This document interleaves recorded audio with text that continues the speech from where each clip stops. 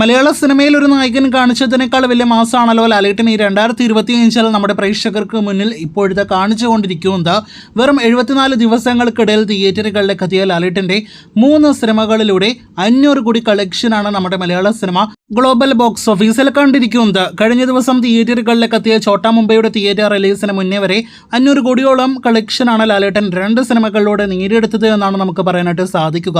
കാരണം കൃത്യമായിട്ട് 2 സിനിമകളിലൂടെ 500 കോടി കളക്ഷൻ നേടിയെടുക്കാനായിട്ട് കഴിഞ്ഞിട്ടില്ല. 265 കോടി 50 ലക്ഷത്തിന് മുകളിലാണ് Empuraan final worldwide gross നേടിയെടുത്തതെങ്കിൽ 232 കോടി 50 ലക്ഷത്തിന് മുകളിലാണ് തുടരും വേൾഡ് വൈഡ് ഗ്രോസ് നേടിയെടുത്തത്.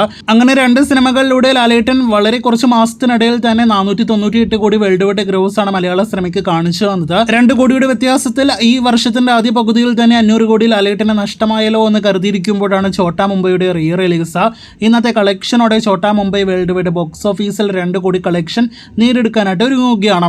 അപ്പോൾ ലാലേട്ടൻ ഈ വർഷം ഇതുവരെ 74 ദിവസങ്ങൾക്കിടയിൽ തിയേറ്ററുകളിലേക്ക് എത്തിയ 3 സിനിമകളിലൂടെ 500 കോടിയിലധികം വേൾഡ് വൈഡ് ഗ്രോസ് മലയാള സിനിമയ്ക്ക് കാണിച്ചു വന്നിരിക്കുകയാണ്. ലാലേട്ടൻ ഒന്ന് ഡൗൺ ആയി എന്ന് കണ്ടപ്പോൾ ലാലേട്ടൻ ഫീൽഡ് ഔട്ട് ആയി നോക്കി പറഞ്ഞ് PR നടത്തിയ ചില പ്രമുഖ നടന്റെ ആരാധകർക്ക് മുന്നിലാണ് ലാലേട്ടൻ ഇപ്പോഴത്തെ 500 കോടി വെറും 74 ദിവസങ്ങൾക്കിടയിൽ നേടുന്നത് എന്നൊക്കെ കാണുമ്പോൾ അത് ഒരു വല്ലാത്തൊരു കാഴ്ച തന്നെയാണ് എന്ന് പറയാതിരിക്കാനായിട്ട് വയ്യ. പ്രത്യേകിച്ച് ഇവിടെ ചില പ്രമുഖ നടന്മാർ അവരുടെ പീക്ക് ടൈം എന്നൊക്കെ പറഞ്ഞ് PR നടത്തിയിട്ടും ആ സമയത്ത് പോലും 100 കോടി വേൾഡ് വൈഡ് ഗ്രോസ് നേടിയെടുക്കാനായിട്ട് പെടാപ്പാടുപെടുന്ന അതേ കാഴ്ച പോലും നമ്മുടെ മലയാള സിനിമ ഇൻഡസ്ട്രി കാണുന്ന അതേ ഇൻഡസ്ട്രിയിലാണ് ഇപ്പോഴത്തെ ലാലേട്ടൻ ഒരു വർഷത്തിലല്ല മറിച്ച് 74 ദിവസത്തിൽ 500 കോടി കളക്ഷൻ നേടിയെടുത്തിരിക്കുന്നത്.